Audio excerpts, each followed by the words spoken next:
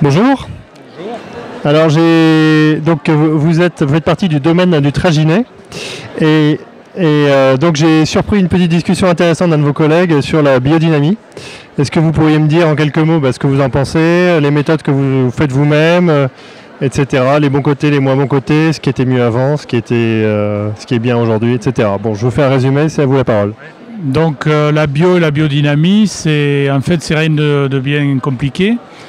C'est grosso modo ce que faisaient nos ancêtres, ce qu'ont pratiqué nos ancêtres pendant des siècles, voire des millénaires. C'est ce qu'ils ont réussi à mettre au point durant toute cette période. On ne fait que faire, quand on travaille en bio, on travaille comme travaillaient nos grands-pères il y a 50-60 ans, avant la mise en œuvre, la venue des pesticides et de toutes ces choses merveilleuses qui nous empoisonnent lentement mais sûrement. Voilà. D'accord. Est-ce que vous pouvez dire, dans vos techniques actuelles, qu'est-ce que vous utilisez par exemple pour travailler la terre ? Actuellement, on fait comme faisaient les vieux, tout simplement. On travaille la terre à la pioche, avec un mulet, on laboure, avec des motoculteurs. On a remplacé le glyphosate par l'huile de coude, comme faisaient les anciens. Est-ce que vous pensez que... Alors donc les industriels et puis tous les acteurs de glyphosate, ils disent que c'est plus compliqué, etc., qu'il y a moins de rendement. Qu'est-ce que vous avez comme réponse intéressante à ça ? Alors effectivement, quand on travaille en bio et en biodynamie, on a des rendements plus faibles, mais on a une qualité de produit qui est bien meilleure. Donc c'est un choix. Il faut savoir ce qu'on veut faire, ce qu'on veut produire, ce qu'on veut manger. Si on veut manger beaucoup et pas bon, ou moins manger, meilleur. C'est le problème de notre société aujourd'hui. Il faut faire des choix. Il faut faire le bon choix. Tout à fait. Sachant que dans les populations occidentales, de toute façon, on ne manque pas de nourriture.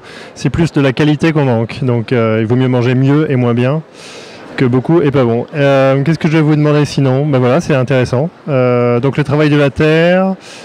Donc du coup, au niveau intrant, vous mettez rien.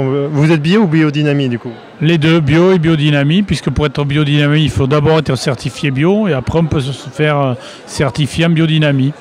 Donc on utilise très peu de choses, on utilise un peu de soufre en poudre.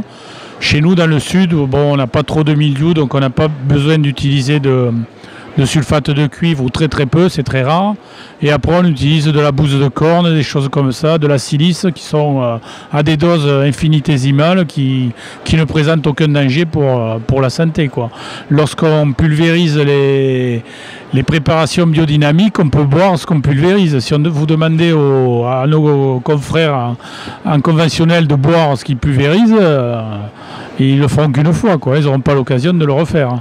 Petite vidéo rigolote comme ça d'un lobbyiste du glyphosate qui dit je pourrais en boire, ça fait pas de mal. Et puis quand le journaliste lui a dit buvez-le, j'en ai, et il est parti en l'insultant. Très bien. Bon, merci beaucoup. Et donc vous êtes dans quelle région ?